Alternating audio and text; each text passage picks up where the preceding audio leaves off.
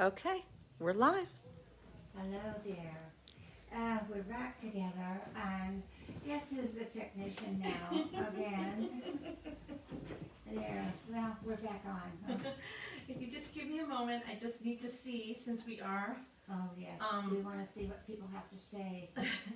If we can read that from this distance. Yes, I can read it. Okay. So, hello, I'm Heather.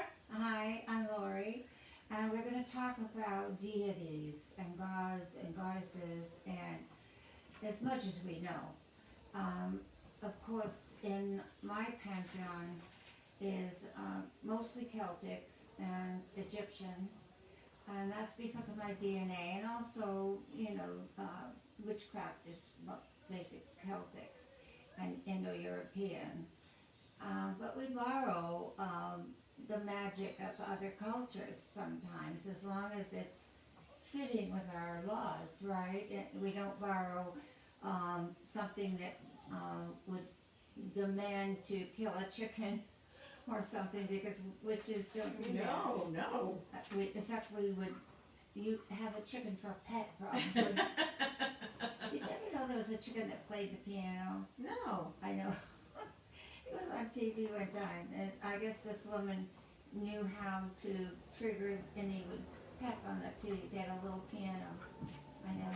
So, never mind. Anyway, okay. Anyway, but our gods and goddesses, from a witch's point of view, are your ancestors. Mhm. They're not some phantom person in a Cadillac in the sky. They're real people in a real world. Because when we pass into the other world, we're still real. We're still alive. And there's no separation called death, really. There's passing into another realm. And that's what has happened to a lot of these people you're seeing in statue, are still in the other world, and they can respond. They don't respond to everybody. You realize that? How could they? I mean, Well, Jesus does. Well, The poor guy. I don't know how. I'm sure he can't. Any more than you and I can do that. Well, he's going to be pretty tired, actually. Well, the facts are, he would go to people who are sincere Yeah. and who actually need him, Yeah. just like these people do. Yeah. And they will answer sometimes if you know them well. It's like a grandma who will appear in the house now and then, or you'll realize that her spirit is in your home, or a family member. Sometimes you know by, moving things, making a sound, or having, the lights flicker and all that kind of thing. It's the same with deities. And the deities are important because the ancient deities is what we're talking about. They're the ones that lived in a much more magical time when people actually knew what magic was and used it daily. It wasn't different from daily life. That's like witchcraft. Magic's not different for us. Every day, we use it every day. And so did our ancestors, especially the Celts and especially the Egyptians. But we also have Greek mythology, and look how the Greek mythology spread around the globe as Egyptian mythology and deities spread around the globe. Isis her name's been spoken in more than any other deity in the world, and Mithra, and Roman gods and goddesses were spread around the globe. And so people, even Not if going to they're, answer this. Go ahead. Keep going. well, even if people are Buddhist or Christian or whatever, they also know of these different deities. And some people are open-minded enough to honor that. And that's what we do. We don't worship deities. We honor them. There's a difference. We communicate with them because of their wisdom.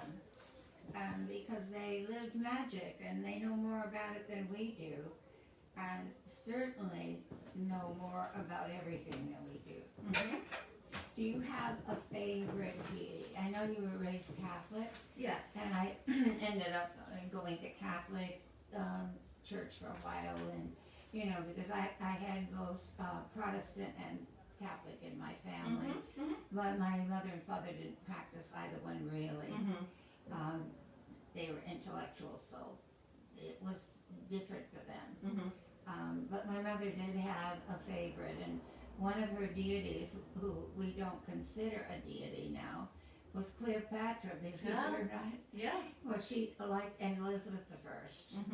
So those were, in her mind, those were her relatives that were powerful spirits. Interesting. I know, isn't it? Yeah. And of course Jesus and Mary, you know, all that sort of thing she might have been into. Yeah. A little bit. Yeah. You know. So, I told you, I work with Ganesha, you know, and I don't know why, I'm just drawn to him. The elephant. I Yes. love that Yes. so much. It's such a good spirit. I know. Well, he clears the path for you, right? So I work with him, but honestly, Bridget, I have a statue of Bridget in my home. She's powerful. Yes, and That's the Irish in you. it is the Irish in me. It is. My middle name's Kennedy, so yes, it's Irish in me. Yeah. So, but I don't call upon them like you do, and I think that's something that we can talk about, like who have you called upon, who's been with you, because I haven't gotten to that point yet. Yeah. Well, I honor them, but I also ask for guidance sometimes. I don't ask them to do something for me. I ask them to help me learn how to do whatever it is I need myself, and to try to give me some knowledge. And oftentimes they will intercede and do something that needs to be done, which is amazing. But you have to have a relationship with them. You know, I teach, when I teach Witchcraft 1, I teach it as a science. And we have the first book that you're supposed to be reading is the Kabbalion. It's Hermetic philosophy. Hermes Trismegistus, he was called, and Thoth. It's the same person. And the Egyptians say that he brought all wisdom and science, all art. He created the world, and he's an ibis to the Egyptians. Isn't that interesting? It is. It's totally Well, interesting. you know what? A lot of their gods and goddesses have animal faces. And like Anubis, the dog face god, everybody thinks he's the god of death. Well, he guides us into the other world. He doesn't kill anybody. That's not what it's about. It's about him guiding you from this world into the other world. Right. And they all seem to think, now some historians say that it might be possible that there actually were humans with part animal and part human, because we're all animals. It's just been separated. Yeah. As we went through evolution. Evolution. Well, to my knowledge, through a meditation, the world has been here over 6 million years. Over that time. In every 3 million years, everything on the earth has changed, wiped away, and started again. Are we at 3 million years? We're about at that point. Okay. All right. Well. We're about at that point. I've heard. I don't know. All right. You know, I don't know. I don't think we need to worry. No, I don't think we should today. I'm not going to worry about that. And then there's the Greek god. Look at this guy, huh? What a beautiful statue. Absolutely gorgeous. And do you ever call on? You're at the water all the time. You take walks every day in the ocean. I do. With your little bare feet in the ocean Yes. every day. Yes, I do. So, yes, I do. I just turn to the ocean and I ask Poseidon to send healing to my family and to the world. That's it. That's what I do. That's it. And that's still honoring him. You're recognizing him. And you're definitely playing in his field. You got your feet in the water, in the ocean. Yeah. He's known to, all the gods and goddesses have two personas, really. I mean, they can be very powerful and very strong and damaging and life-giving. They can do both. Right. That's pretty scary to some people, to think about that. But if that's happening with all these other cultures, it's happening with all the deities. But that's no different than us being able to do harm or to do good. Yeah. Honestly. I know. I think that another thing we've done here for you, as you helped locate a lot of the crystals that go with each deity. Yes. So if you have a specific deity you work with, we probably can help you, especially, well, with the Egyptians, of course, I know a great deal more about that than most things. And I'm getting mic things, so let's see. Oh, sorry. Can you guys hear better with that? I don't know. I have a frog in my throat. I don't know. Okay, guys. We have a super duper mic. I've seen like comments, I can't hear. Put in your earphones, close the Facebook app, open it up again. We have like the strongest mic I could get. Everything we can do. And if you can't hear after that, play it back on your iPhone or on your tablet because you can hear that. So, okay, I'm sorry. I didn't mean to interrupt you. So No, that's fine. I worried about that because people always saying I can't hear. I know. I can hear perfectly, and I re-listen to these. So I think let's step back and tell you as I walked in here with 15 bags, okay, literally 15 bags, and every time she comes here, she walks in my house loaded with she looks like Mrs. Claus. I expect toys to come rolling out of one of the bags. So I want to thank the team at Enchanted and Allie and Brian and everyone that's helped me gather all this stuff in a very short amount of time. So what we did is Laurie and I sat down probably earlier this week and made a list of some deities that we thought would be interesting to talk about. And then I went to Enchanted and we pulled some statues of things that we thought would be interesting. And since I'm such a crystal freak, I looked up to see what crystals are associated with them. I looked up some other stuff too, but we looked up some elements, we looked up a lot of different things. And so we have a little smorgasbord of statues here. From all cultures. Exactly. And we focused on Greek, Egyptian, and Celtic. And we thought we'd just talk a little bit about each one. And Greek. We have Greek. Yeah. Gods too. Yeah. Right. I have Hera over here. And I have Hera, Zeus. I'm just learning about Hera.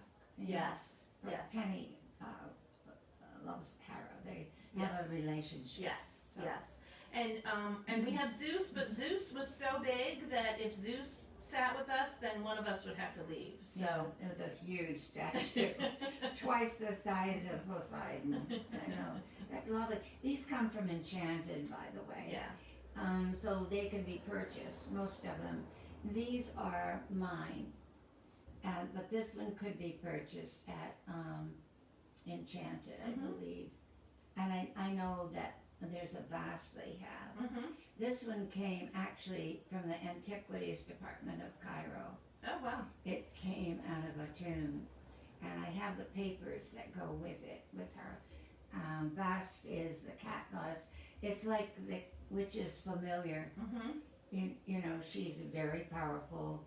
Yeah. And I think all cat lovers, Yes. of course, have an affinity to her because she is a cat woman, cat person, and not a lion. We have Sekhmet, and Sekhmet is a lioness human, and Sekhmet acts more animalistic, like a lion. Okay. You know, she doesn't deal well with humans, even though she's half human. Okay. It's different. The cat here, the cat is like Isis.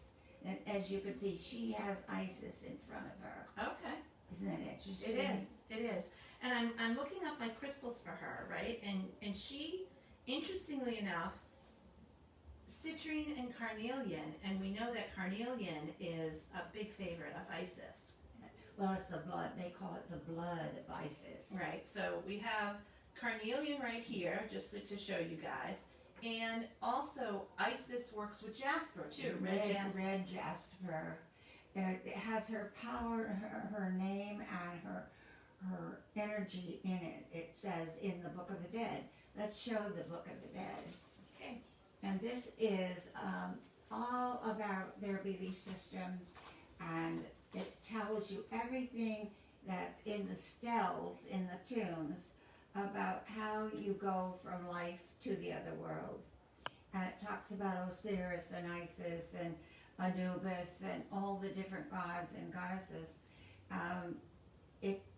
Wallace Budge, E.A. Wallace Budge, is the authority way back when, in the 1800s.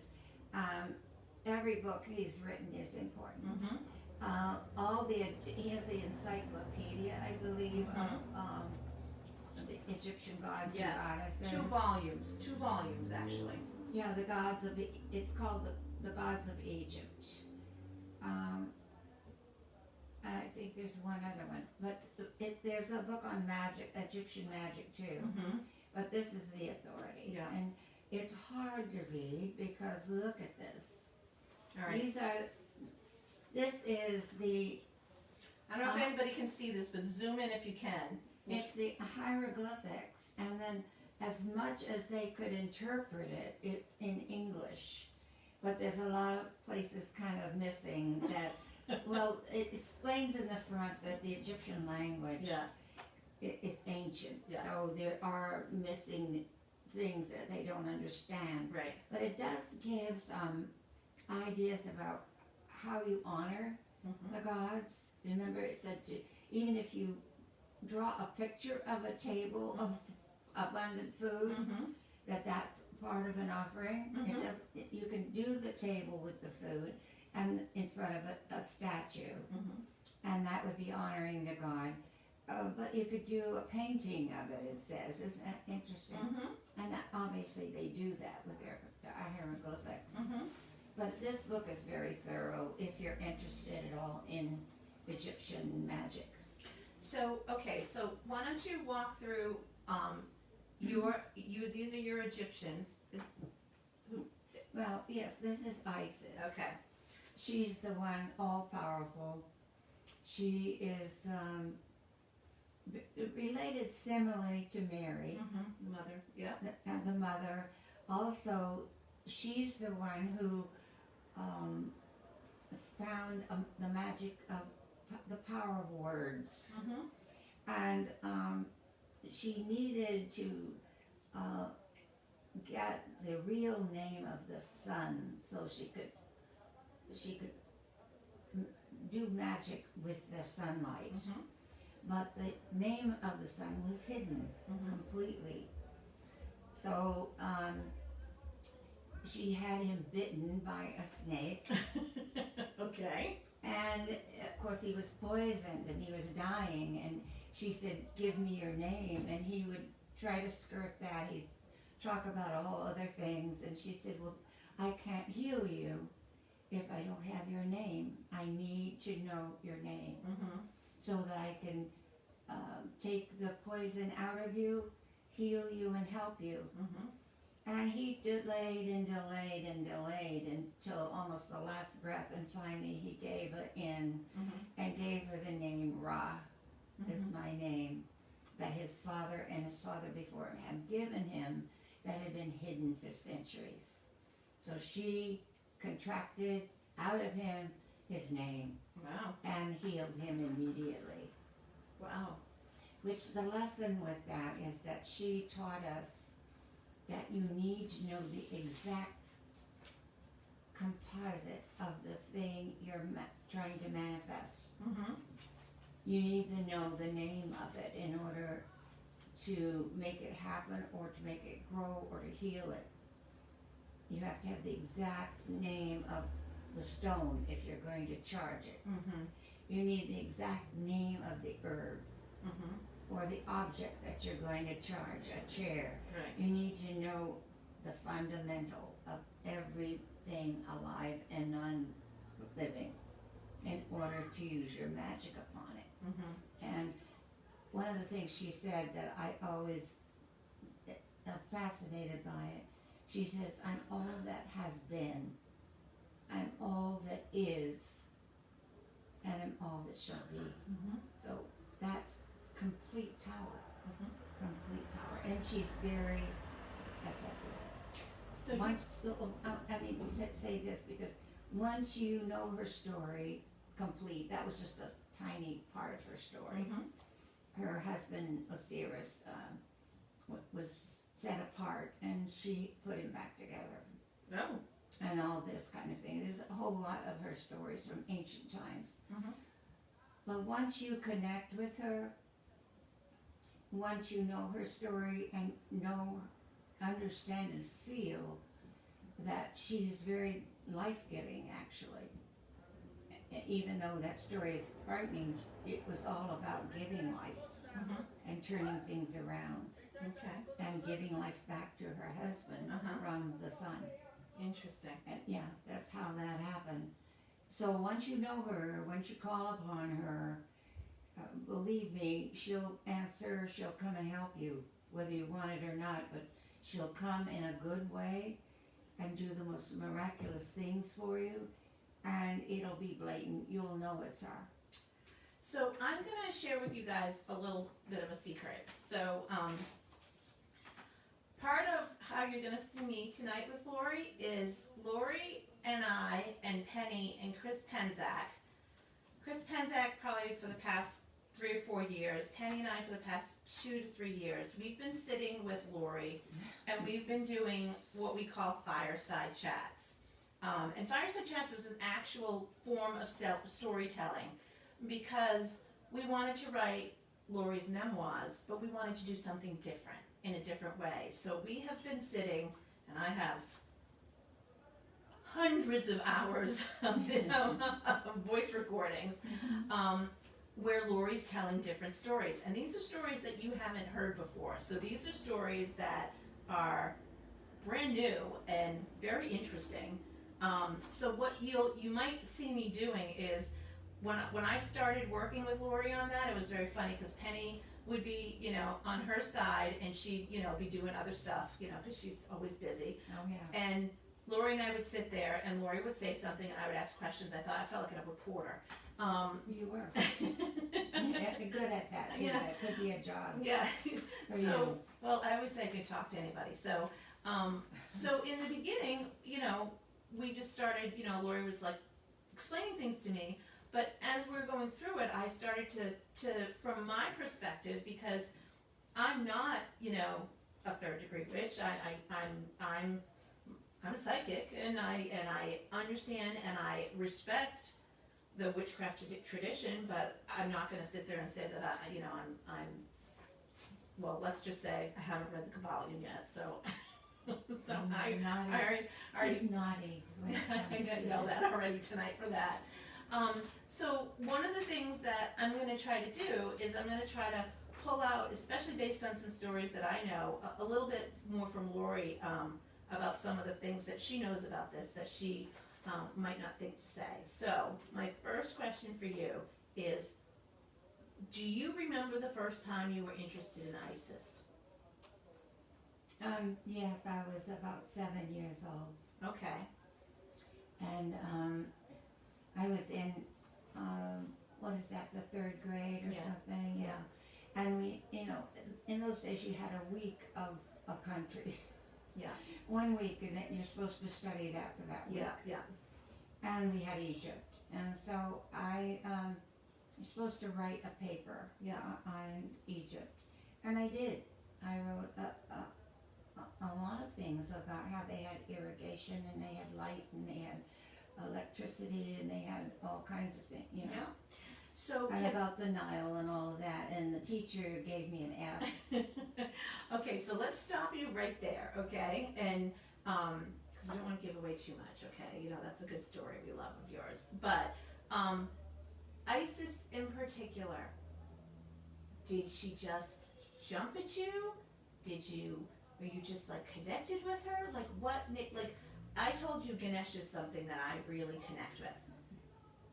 I don't know why, but I feel like his ability to clear the path for you and take away obstacles, Yes. I feel like that's something that resonates with me. And you needed it. Yes. I needed it at the time. I think that sometimes they do find us. Mm-hmm. You know, like I said, you need to know them, so you need to do a little bit of study and research. You know, but oftentimes we're drawn to them because they are drawn to us. But if you're British, you have Egyptian DNA. Mm-hmm. You know, and it might be more DNA in someone than the other. It doesn't run evenly through all Brits. Mm-hmm. You know, so I have Egyptian DNA. But she actually came to me in a meditation, Mm-hmm. and I saw her, and she was like this tiny, way off somewhere, Mm-hmm.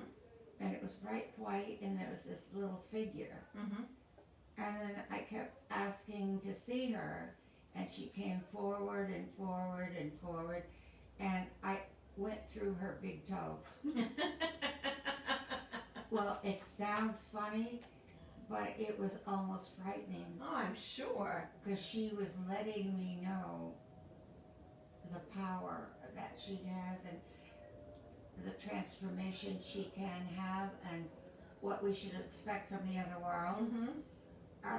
She became monstrous, Mhm. basically. And it didn't necessarily feel good at that point. You know, I wondered why that had happened, but I still felt, you know, a loving feeling from her that was very warm. And I called on her a couple of times, so I did call on her once when during a divorce. Mm-hmm. And I was having a difficult time, and I remember swearing at her. That's not good. Saying, That's you know, not good. oh, No, that's not good.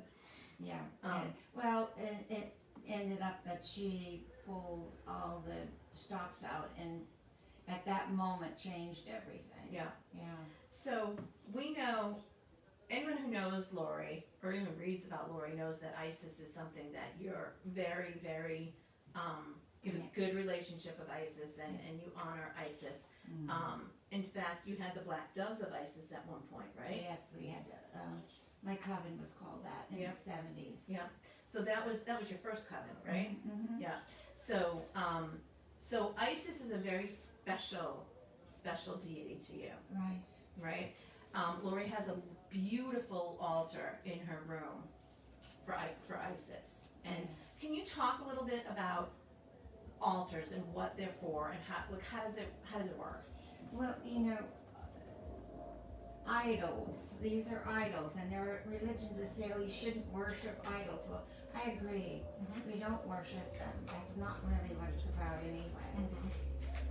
It's their spirit that comes from the way they appear, Mm-hmm. and that spirit is drawn through the manifestation by the picture, like a doll. People are afraid of dolls Right. sometimes, but a doll takes on your spirit. Right. And it's usually very good. I only in Hollywood Mm-hmm.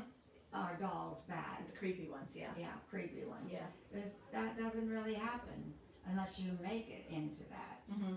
But these deities are in front of us so that we can connect and feel them by looking at them. Mm-hmm. And it's like a symbol of them. Mm-hmm. But it does help you to realize that they were real, Mm-hmm. and that they are still alive, Mm-hmm. and that you honor them by having their carnelian, Yeah. you know, having Yeah. an herb like Osiris. The herb of Osiris is very expensive. Mm-hmm. It's saffron, Mm-hmm. and they make saffron cakes, they call it, Mm-hmm. to honor Osiris. That's her husband, Her husband. Osiris. Right. Again, all powerful. It just like Thoth being all powerful. Mm-hmm. And in other words, they can do almost anything for you from the other world. Mm-hmm. they can invade this world with their spirit and energy and help us. Right. And I don't know of ever any experience or any knowledge of any one of them ever doing anything harmful. Right. Ever. Right. You never hear about that. Never, ever. Yeah. In all my lifetime. I'm almost 89 years old and I haven't heard that. And I've been around this almost of my life. Yeah. Unlike me. So Laurie has this Egyptian little section here that you absolutely love. But let's talk about, do we know Sekhmet's? Let's look at Sekhmet's. Well, I don't use Sekhmet because Okay. she's a little on the grumpy side. Oh, she's a little on the grumpy She's side? grumpy, but she still will do good things. Okay. She's just forceful. And that means in law, or if you need someone to help you in, you know, if you're being sued by someone, Yeah. or you have a law case, she's probably one of them that could help you with that kind of thing. But she's very forceful. I don't want to call on her in case I wouldn't want her to do anything that's wrong, what I would consider wrong. Right. It would be against what I practice. Right. Got it. So Okay. we don't take on every deity, because in some cultures they have deities that are, they call on them to kill people. Oh, yeah. Well, that's against all rules of witchcraft, Right. to harm none. Right. And even our worst enemy, it's not our job Right. to take them out, you know. If it's spirit's job, they can handle it. We're not gonna do that. The universe will change things, you know, and you can protect yourself. And the reason that we do that is witches can protect themselves, and so their enemies have very little effect. Okay, anyway. So tell me why Basque has Isis in front of her. I don't know. This came from No, the interesting. antiquities from Cairo Museum. Oh, okay. I do have all the proper paperwork to own her, because it's, you know, it's quite a gift to receive something that's been taken out of a tomb, and I'm very happy about it. But I've never known this before till I got her, Okay. and it's quite interesting. I'm still studying her, and I've had her for years. Okay. And she also has hieroglyphs on the back. Oh, wow. And some of them I can find in the Book of the Dead, and other ones they're not complete because it's so old. Yeah, you yeah. know. But that's the cat goddess, and like I said, I'm a cat person. I have my Louis. Louis Vuitton is his name. Penny gave him the name because he's a special cat, and he has long fur, and he's not supposed to have long fur. So when she saw that, she's, oh, he's a designer cat. Yeah. So I have Louis Vuitton, and Basque is, you know, the counterpart for those animals and the protection of animals. She protects animals. And Okay. even your dog and everybody. That's what she's for. Okay. Why don't we talk about, why don't we move off of the Egyptians? Right. I And would like that. do you want to go on to the Celtics? Absolutely. Okay. Well, we know a little bit about that. Okay. So we'll just introduce the Celtics that we have, and then Laurie can talk to you about it. So, as you know, every pantheon goes on and on and on. Every culture has myriads and myriads of people, ancient ones, who are called gods and goddesses. Now, the book that Elaine McCoy did is very thorough for anyone studying Celtic mythology. This is Celtic Myth and Magic by Elaine McCoy. And in it she lists the names of gods and goddesses and where they're from and what they do. And there were quite a few in here I'd never heard of, and she had done all this work. And I knew Elaine. She was a lovely, lovely woman. And she used to come to our rituals often. oh, Yes, and very powerful and very academic, really. But it tells you a great deal about each of these people. One of them was Herbondia. Now, I'd never heard of Herbondia. Well, she's another mother, oh, mothering type of deity. Um, and she's Irish, of course, and her Bandia will come and help you have furniture, have dishes, have a beautiful home, keep the home going, the fire is burning, and etc. And more. She does much more, and I learned that, from Elaine. Yeah. I didn't know it before. So Anyone that's interested should get that book. It's a big help. There's another book we don't have here. It's called Women in Celtic Myth. Oh, Women in Celtic Myth Yeah. by Moira Caldecott. that's right. And it's all of the heavy duty, Bridget, Epona, Caradwyn, all the heavy duty ones. And it's academic, but easy to read. She makes it into the story that you can understand each goddess. It's really well done. It's Moira, Moyra. Okay. That's how you spell it. Moira. Yeah. I can tell you right now, just so you know, this one does not have hieroglyphics in it, so this is easier to read than that one. 10 times easier, absolutely, and a good reference. You can keep going back and back to it. So why don't you introduce us to the Celtic gods and goddesses Now, that we is have? that's That's Caradwyn. Karen, right. Caradwyn, of course. Well, she's a shapeshifter. In other words, there's a story. Caradwyn had a son, and he wasn't too bright. Okay, so she put together a cauldron with all knowledge in it, and had it cooking. It needed to cook for so long, and she had something to do. So she hired this young man named Gwynbach to come and watch the cauldron while she was off doing something.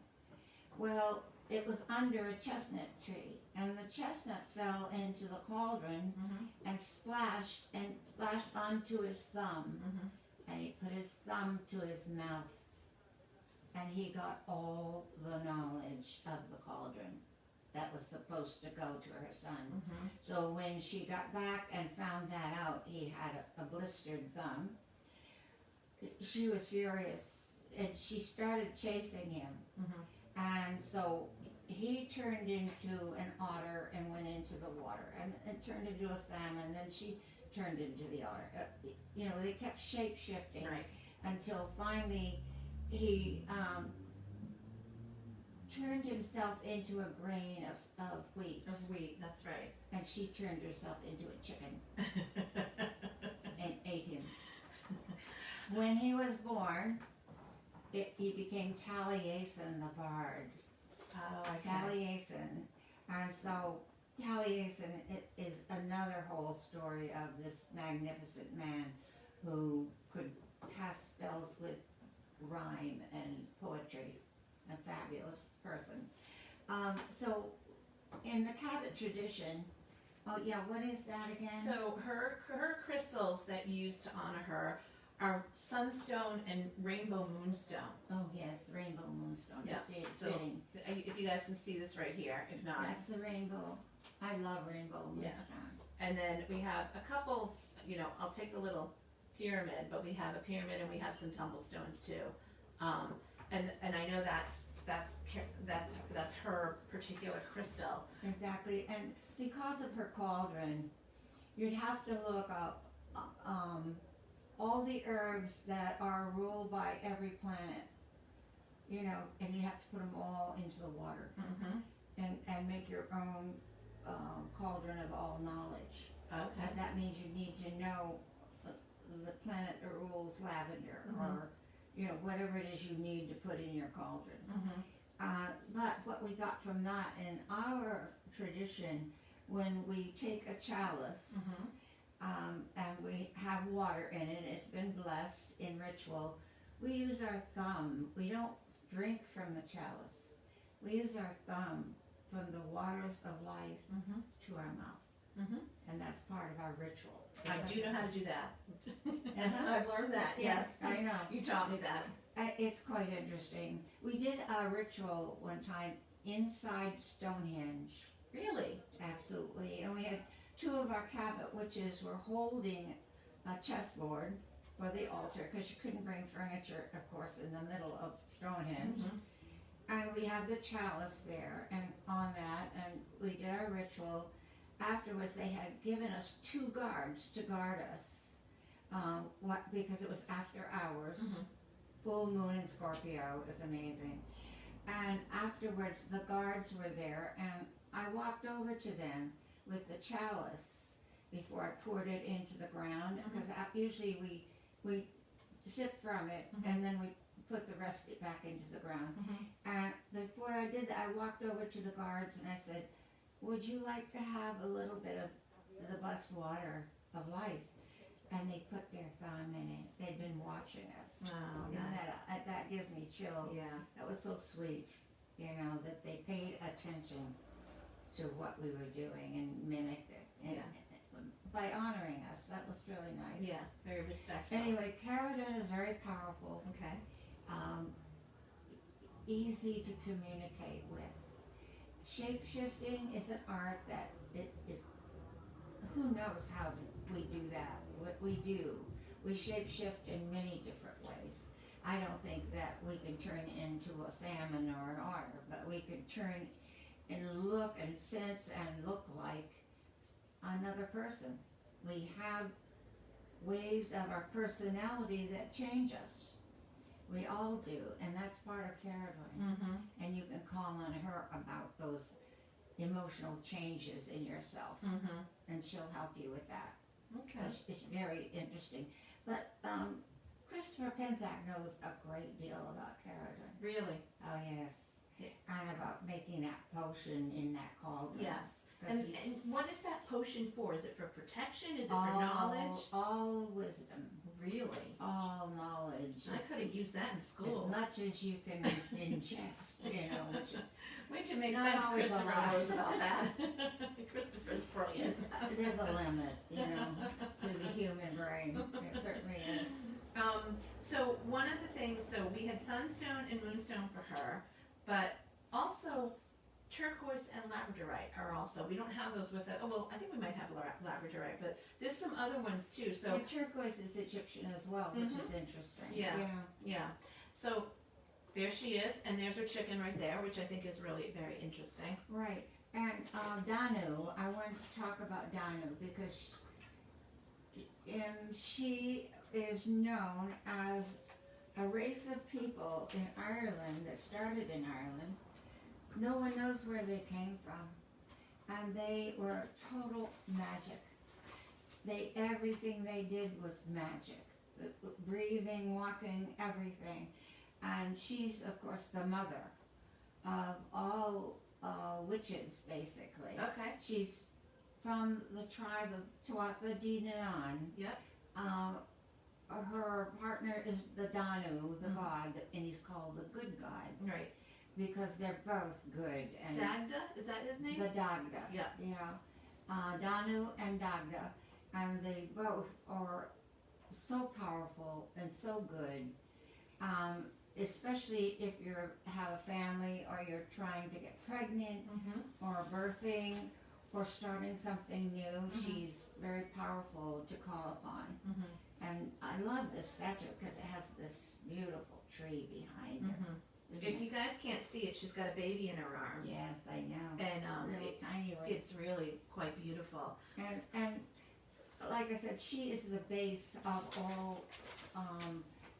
They're like fae. They're fairy people. Yep. Full of magic and full of beauty. Yeah. And I love her. And she's most witches call on her. Yeah. And then Hecate, we don't have a statue of Hecate, but my daughter Penny painted Hecate recently for protection. You want me to hold it up? You got it? I'm going to hold it right here above everything. I don't know if you guys can see it. Hold on, I'm on a delay here. And it's got her symbol on it, and that's the face of Hecate for Penny. Extremely frightening and powerful. She's Greek, but the we witches have been borrowing her magic for centuries, and she's so powerful.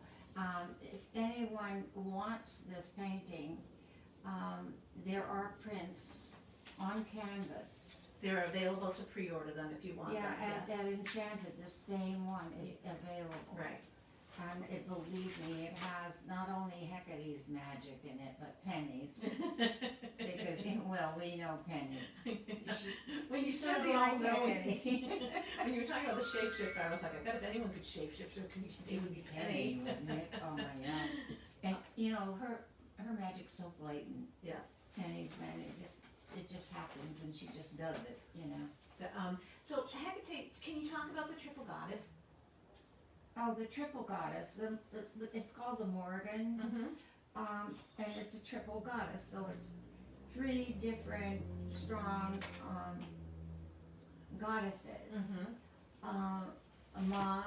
Mab, and Maka. Mm-hmm. And Maka, of course, is the goddess of justice. Mm-hmm. When you know someone who is evil and has done something really bad, you send them a black feather. Maka will follow it, and she will take care of them. Mm-hmm. Whatever she chooses to do. What we can't do, sometimes she does. So let's be clear, really bad.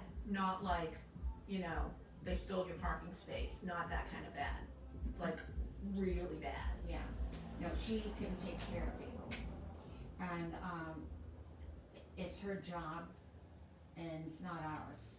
Mm-hmm. But you can point her there. It doesn't mean that she will actually do, it's up to her. Sometimes you wonder why she didn't do anything, and then there are other times you know what she's done. Mm-hmm. The minute she gets they get a couple of black feathers in the mail. Right. And by the way, if you send a black feather to somebody, don't put your return address on the envelope. And don't mail it from your town either. That's stupid too. Well, that's too. You shouldn't do that either. So let's just, since we just went through Danu and Hecate, we just want to finish up the crystals. Mauve is a very sexual goddess, and she's part of that trinity. Okay. And Mauve is the same thing, another sexual type of queen.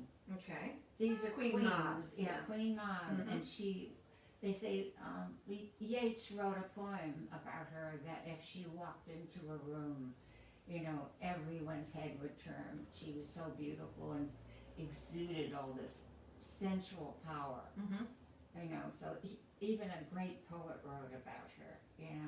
She's wonderful. But if you need a sensuality, and in your partnerships and marriages, she's someone to call on too.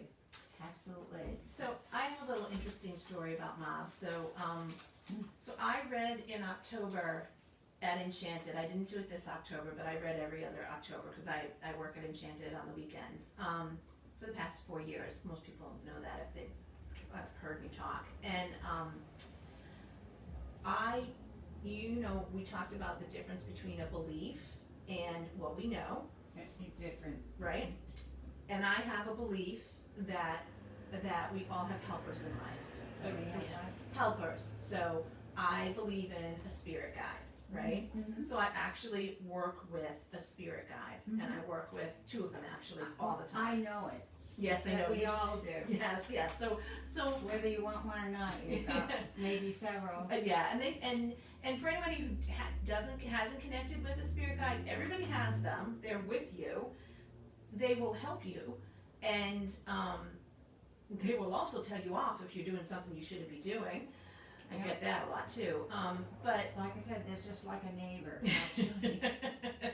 only mine doesn't ever go away. Or a deep friend, a friend that you have. But, that's it. So one October, one of the other readers at Enchanted, she was sitting with me and we were talking about the different ways that we connect when we read, right? So we were talking about different ways to do it because she learned to read a different way than I did. So we were just talking about it and I said, well, do you use your guide? And she's like, I don't know. I don't know who my guide is. And I said, okay. Well, why don't we find out who your guide is? She said, okay. So we did a little bit of a meditation. I talked her through it because Diane had talked me through how to find my guide. And she came back and she said, my guide's name is Mob. And I was like, okay. I didn't know anything. and she's like, I'm gonna research this and see what's going on. She didn't know who Bob was? No, she wasn't sure if it really was Queen Mab or not, right? So she, she was a little hesitant to think that she could possibly be working with Queen Mab, right? She's like, I don't know what this is all about. Yeah, sometimes it seems too fantastic. Yeah, but it isn't. It's very normal.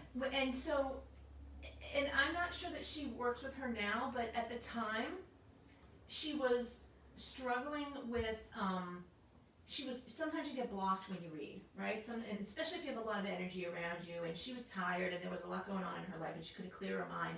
So I had said to her, call upon your guide and ask your guide to give you the information if you feel like you can't get it from the universal mind or whatever, however you work with it.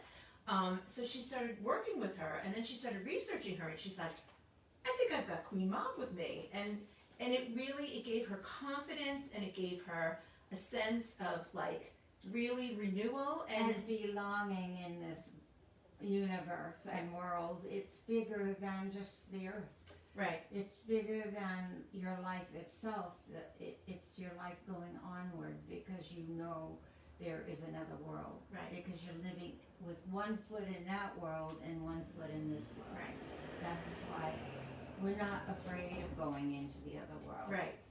Humans are just afraid of how we're gonna go. But that's okay. Once you're there, you're still alive and doing amazing things. Right. How wonderful. So I don't think that she's still working with her, but at that point in her life and at that time, she was very, she was upset because she was having a hard time connecting, and I was like, well, you gotta ask someone for help, so let's see who you got. Absolutely. And so that's like a beautiful story of someone stepping in, and she's a third degree witch, so she's, she knows what she's doing. She does know what she's doing. Yeah. But absolutely. She had a hard time believing. She's like, there's no way this could be, because she knew who Mab was, but when she got the name, she's like, there can't be. I know. It's shocking sometimes who you have, Mm-hmm. And most people have grandma, great-great-great-grandma, or someone around them anyway. And then it depends on your culture, the deities that exist in your culture that have been attracted to you, or you've been attracted to them. Like in Africa, it's the Orisha, and the Orisha, or the pantheon of African gods and goddesses. And Oya came to me one time, and Oya can cause storms and all kinds of things. And I had just been introduced to the African magic, and I'd never done it before. But there were some things going on where people were working against me and talking against me, and I had no idea who it was. So my friend who was teaching me said, go to a graveyard, take 9 pennies, throw them into the graveyard, and yell her name 3 times, and ask her to please let you know the source of the problem. It was daylight in Salem. I drove up to the cemetery on Charter Street, and there was tourists in the cemetery. I got out in your black robes, right? I got out of my car, took my 9 pennies and threw them, and yelled, oh yeah, 3 times, and you should have seen the looks on the tourist's face. I got back in my car, and the next day there was a major storm, and the rain was going sideways, and the wind, and lightning struck the Masonic Lodge. Oh my goodness. The only witch in the Masonic Lodge was the source of your trouble. The source of my problem. And the only one that belonged to that lodge. Interesting. Very interesting. Lightning struck it. Oh, I'm not doing this again. So I've never messed around with Oya ever again, because I want to honor her, but I don't want to create storms. Right, exactly. But it worked. That's all I can tell you. So let's just, because we have all these crystals here, and there's a reason. So let's talk a little bit about clear quartz, because clear quartz has such an important. It's always important in everything. It's so amazing. So I have my little cheat sheet about it. And I'm just looking to see who, okay. So Isis, believe it or not, loves clear quartz. Yes, she does. That's, which is, you know, doesn't surprise me why Laurie has some very large clear quartz pieces all around, including the generator. But a bunch of the other ones do too, but lapis lazuli seems to be such an important one as well. It is, and I like the lapis lazuli that has the gold flecks in it. Mhm.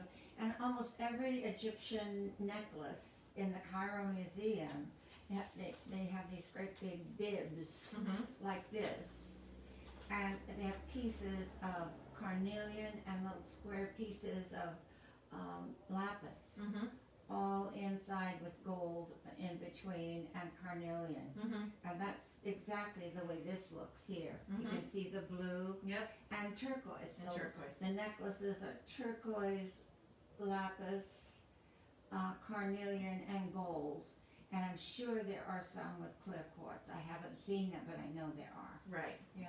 So, so a couple things about that. I'm like all over the place. We're jumping around. Sorry, but so we have Hera here. I think Hera's right here. I can't see.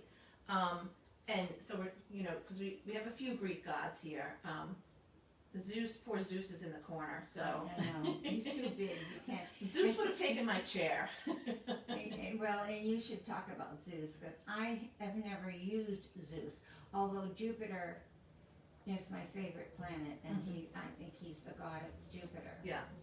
And so, but obviously he has something to do with it. And I use Jupiter symbols, I use Jupiter's colors and stones as lapis and turquoise.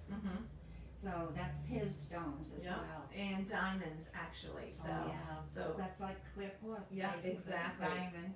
And so Hera and Zeus. Fire. He's good at talk about lightning bolts. He's the one that sends the lightning bolts. Really. So I'm not going to get into much detail about Hera and Zeus because that would be disrespectful of me because I don't know that much. And I don't know enough to do that either. But I can tell you that there are a lot of people that work with them quite frequently. Yes. And it's like Hecate. A lot of people use Hera as a very mothering, powerful mother. very powerful. Yeah, in other words, she'd be very defensive of her children, and you have to not stir her up too much. Yes. Because you don't want her to come and do harm when it's unnecessary. Right. And I believe that Zeus was her philandering husband, so she was always, trying. She can take care of that situation. Not that we're recommending you do anything in case you have a philandering husband, but just to mention that.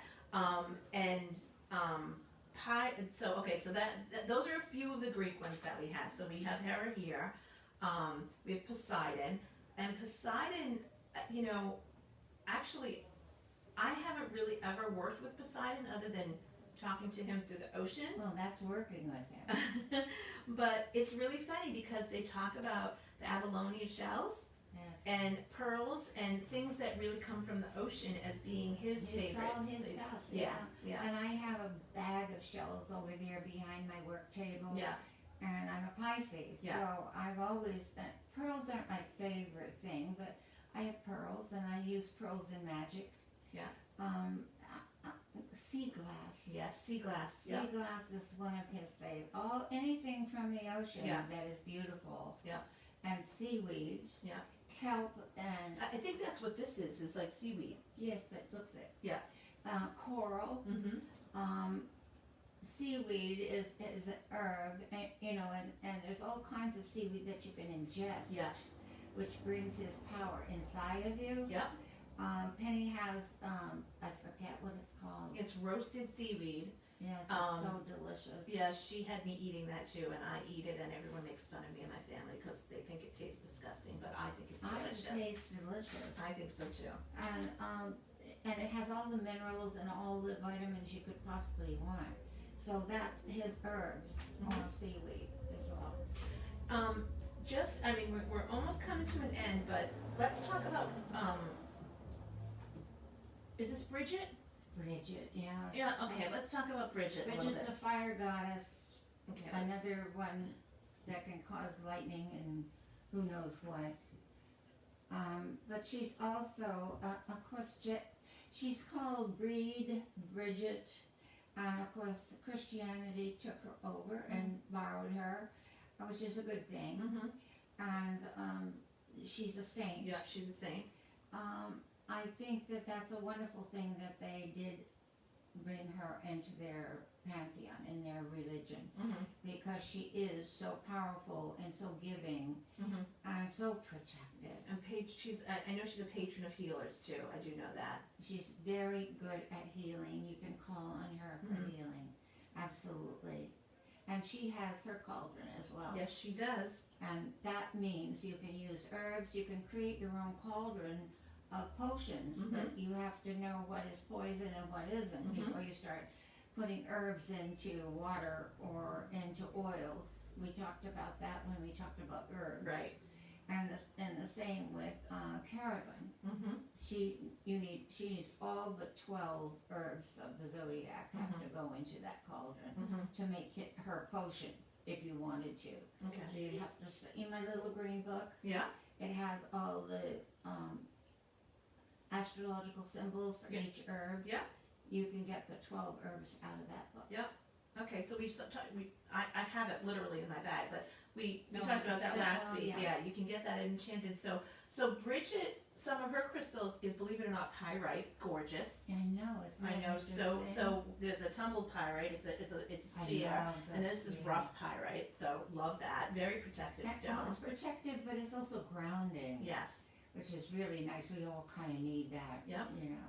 And bloodstone, interestingly enough, is another one of hers, right? So I find bloodstone, I hold bloodstone when I'm not feeling well, like when I'm sick. It's a Pisces stone, you know. Yeah. Did you realize that? Yeah, I did. Yeah. I don't know why. It just makes me feel I better. understand it. Yeah. You know, because I know aquamarine is our stone as well. Yeah, yeah. Yeah. It's just interesting. What is Gemini stone? It's Peridot, isn't it? peridot, and what's Mercury? So I think it's peridot. orange. It should be orange calcite, and there's something else. Citrine is another one. Okay, never mind. Okay. Going backwards. We're like going over and over again. We also wanted to talk about, so we talked a little bit about obsidian. That's Hecate's, one of Hecate's stones. Hecate's stone is obsidian. Now, obsidian is a chaos of destruction in its normal everyday form. You can neutralize it, recharge it for construction, to cause things to come to be in perfect form. So it can be destruction or growth, either one. But you have to know how to change it, because its natural form is destroyer. It's a destroyer. That's why you always have to cleanse it and charge it before you use it. Exactly, cleanse it, charge it for growth. Right. And all good things. Otherwise, Hecate will take over the stone. Right. Now, I have a question about that. So some people call her Hecate, and other people call her Hecate. Both are correct. Okay. Yeah. It's kind of like Either or. tomato. Exactly. I don't know which is which. Interestingly enough, moonstone is also another one of her crystals. So I find it very interesting that she has like such a wide range of crystals. Well, I think moonstone belongs to every god and goddess, because the phases of the moon affect human life so every minute, changes 4 to 5 times a day, affects the earth, the plants on the earth, the people and animals on the earth. So the moon is a very important energy that we all use, and it rules mostly our emotions, which either can destroy us or make us great, one or the other. Right. And I can understand how Hecate would be involved in that, but most of the gods and goddesses are involved in moon magic. We have a little friend in front of Poseidon. Can you tell us who he is? This is bust. Oh, different picture. It's a little statue. Oh, so and pretty. he's got a scarab on his chest. Sometimes you'll see a big statue of bust like this, and it's black, and he'll have a necklace on, an Egyptian necklace, and earrings. And some of the statues, actually, they put a real earring in the ear. Nice. Yeah, really beautiful. And he's standing on a scarab. This is a scarab here. Yep. And he's got one on his chest. And he's got Cabot, which is the snake, the cobra, for protection and power. It's like, that's what's on the crown of King Tut. And most pharaohs have that, the snake on the top of their crown. So it's really interesting. So I told you the story about one of my friends that I read with at Enchanted, and how she connected with Queen Mab. And it's really interesting because I like cats. I'm kind of a cat lady. I'm a cat lady. Yeah. But it's interesting when, so I have some little statues of Ascot. I didn't even know that's what it was because I got them when I was very little, right? Oh, for heaven's sakes. And I have a lot of scarabs. They come to you whether you know about them or not. Well, my mother has a scarab bracelet, and I started my love of scarabs when I was a child. I used to go through her jewelry box and I play used with to them. have one. I don't know what happened to it. It was gold. They're very, very I got it when popular I now. was 21 years old. Oh. I don't know what happened to it. Oh, well, that's okay. Yeah, I want another one. Well, okay. Well, I mean, after 60 years, if you lost it, I think you're doing okay. Yeah, no, I don't need it. Don't need it. But I have a lot of scarabs. I have the bracelets, I have pins, I have a lot of different things, and I'm just very attracted to it. I actually have a little scarab, Well, like you jewelry have box. Celtic blood as well as Italian. I do, That makes you, a witch. I do, It makes you Egyptian. yes. You have the DNA, whether you like it or not. So it's attracting you. It must be pretty strong in you for that attraction at that age. Yeah, Like with me, it was in my blood, literally, and in my mind.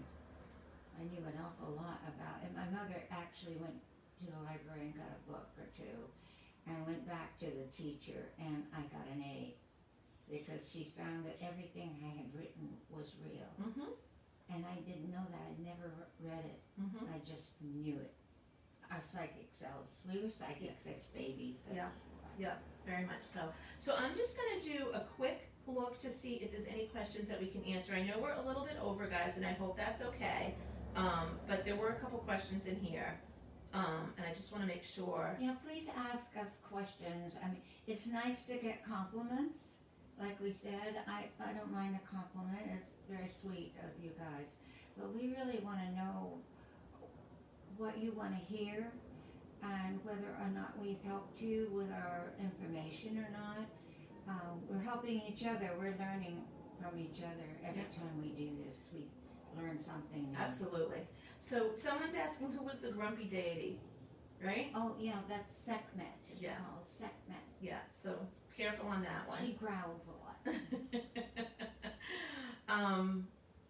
Okay, someone was asking about dreaming about deities, actually having a dream about them.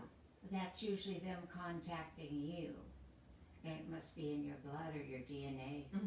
And they're your ancestors. Don't think of them as like some phantom spirit. They're alive and well in the other world, and they are your ancestors. They were once on the earth, just like we are. We're going to be ancient one day. This is really interesting. So someone said, I'm a hospice caretaker. It's an amazing job. My father was on hospice. And the goddess Hecate came to me through a patient of mine before she passed. She told me that a woman was standing in the hallway with 2 black dogs at her side.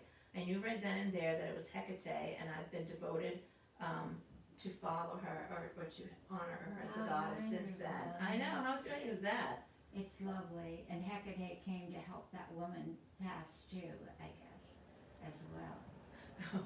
Allie's posting things. Do you know that Laurie has appeared on Oprah 3 times, at least, right? Yes. Donahue and Unsolved Mysteries. I don't know why he's posting that. And I've been in television in the UK, in Germany, in Ireland, all over the world. Yeah, That was a long time ago. I don't really qualify at that level asking questions.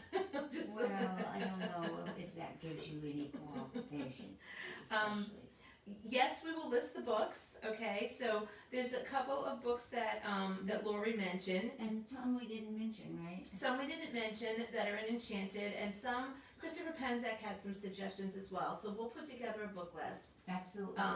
Yeah, and one of my more recent books, I don't know if it's the one on visions and meditation or spells and enchantments, but they have a whole section on deity in one of my books. I can't remember which one. And Christopher Penzak, of course, has it. And most of these books are available at Enchanted. Yeah. Because we're doing this through Enchanted, by the way. They're the ones helping us do this. We're on their page, So, and most of these are available at Enchanted and more that we didn't talk about. Yes, there's a lot more as well. Way too much for us. All right, I'm just going to take a look and make sure. I like to hear the different questions. Yeah, I know. I'm looking for it right now. So funny because someone's name is Freya. Interesting. What's that? Someone's name is Freya on here. Oh, Freya, the cat goddess. Freya is Scandinavian goddess, and she's the goddess with cats and more cats. We've got a cat thing going on here. You realize that, right? No, but that's good. I know. Oh, interesting. How do you find your familiar? Well, Laurie's familiar is hiding under her bed right now. So. My familiar is the minute there's a stranger, even outside of my front door, he's under the bed. So, well, he's damaged. He was born up inside of a chimney. Oh my God. And they didn't get to come down until their eyes were open. So he never, related to humans, very little. And then he was brought to me, as a baby. And I'm the only one he trusts. He doesn't trust anyone else at all. Yeah. A little bit of Penny. He'll run from Penny sometimes. Well, when Penny feeds him, he really likes her a lot. Well, that's it. Anybody feeds him, he's okay. So there's a question here. This might be a little complicated question, but it says, I've been told that my soul is ancient several times, and I've always felt drawn to Egyptian culture. Can someone tell me if my soul is from that time period? So. And it probably is. I mean, if you've ever done. Has she done her DNA? I don't know. Getting your DNA done is one thing, but past life regression is another way. You can go into a meditation on that. Laurie mentioned her book that she wrote with Penny and Christopher Penzak, Visions. There's a bunch of different meditations in there, and they're really amazing. So that's, I think there's one on past life regression. There is, and the past life regression really helps you to learn a lot about your past. And you'll be surprised how many things you're doing now that you did in a past life. Okay, here we have another one here. A lot of Egyptian questions. So this one had a powerful woman appear to him. He was in a meditation. I think it's a man. Was in a meditation. And I could feel her power, knew she was Egyptian. I saw her in blue and gold and wondered if it could have been Isis. The connection with Mary interests me since I had dreams of her when I was little, so maybe it makes sense. It does make sense. Yeah. And of course she could be appearing in blue and gold because of, she's like a sky goddess as well as an earth goddess. She's all those things. And if that would appeal to you, she would appear that way. Of course, and that's lovely that she came to you. Yeah. I would embrace that and learn more about her and honor her. And, so, I grew up Catholic, but, the fact that Isis and Mary are so intertwined, Mary's always depicted with blue. Yeah, You know what I mean? and standing on a crescent moon. Exactly. And roses. Exactly. And roses are part of Isis's flowers. Yep. And lotus Isis has lotus as well. Yeah. But Mary is very similar. Yeah. And I remember seeing Mary, the statue of her was life-size in our church. And she was in a niche next to the altar, up high. And when I was little, I didn't go very often because we didn't go often. But when I did, I used to see her face turn and look at me. I always thought she was looking at me, you know. You know, I have to be honest with you.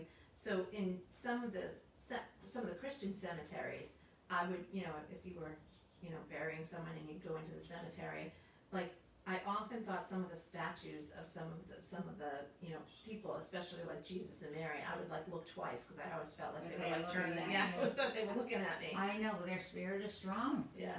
That's all that is. You're feeling them, you know, and that's good. Yeah. Nothing wrong with that. They're not harmful in any way.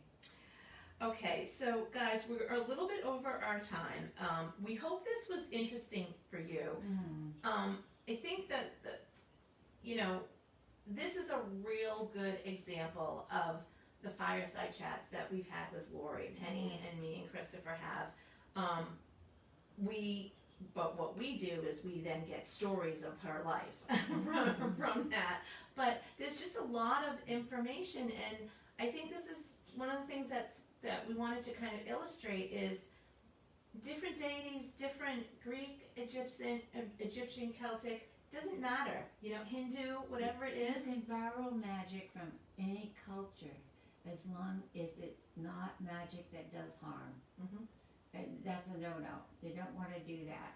You don't want to even go there.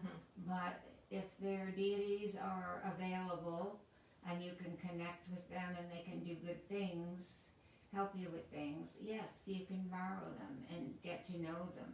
There's nothing wrong with that. Right. You don't have to stick to one. They're universal. Right. This is from the universal laws. Right.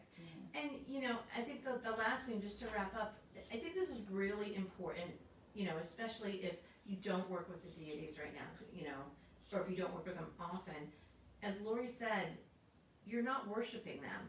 You have a statue of them. Think of it like a picture of like a dead relative. Exactly. You know, it's a way for you to be able to visualize what, you know, what you're, the entity that you're talking to.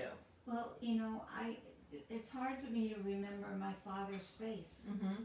You know, isn't that interesting? But I have pictures of him. But when I try to picture my dad in my mind's eye, I really can't get a total picture. Right. For some reason. Right. And I think other people have the same issue. Right. And that's why you have the pictures. Yeah. That's why you have the statuary. Yeah. Is so that you can connect deeper. Or I have to say, I love this. I just have to show this again because I love it. When I saw it, I was like, oh my goodness. She has prints on canvas. Yeah. So they're really, this is the original. Yeah. But you can get a print of it.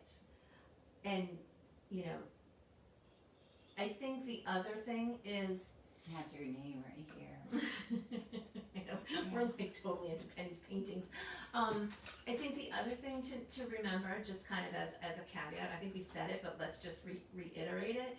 I've learned from Laurie that if you're going to work with the deities, you need to get to know them, and then you need to understand how you work with them, what kind of, like, if you need to, you know, if you're being respectful and you're offering them something, you need to offer something.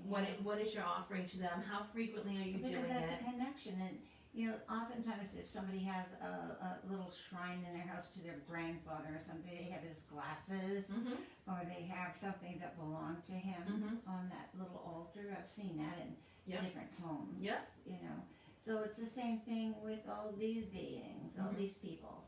Yep. So thank you for tonight. We had fun. Yeah, let's put her down because I don't want to break her because I'm always afraid I'm gonna. You're not gonna break her. Yes, we had a lot of fun. Next week is the day after Thanksgiving, so we will post something. I think I might do a survey to see if people want to watch the day after Thanksgiving. I'm thinking yes, but we'll just have to see.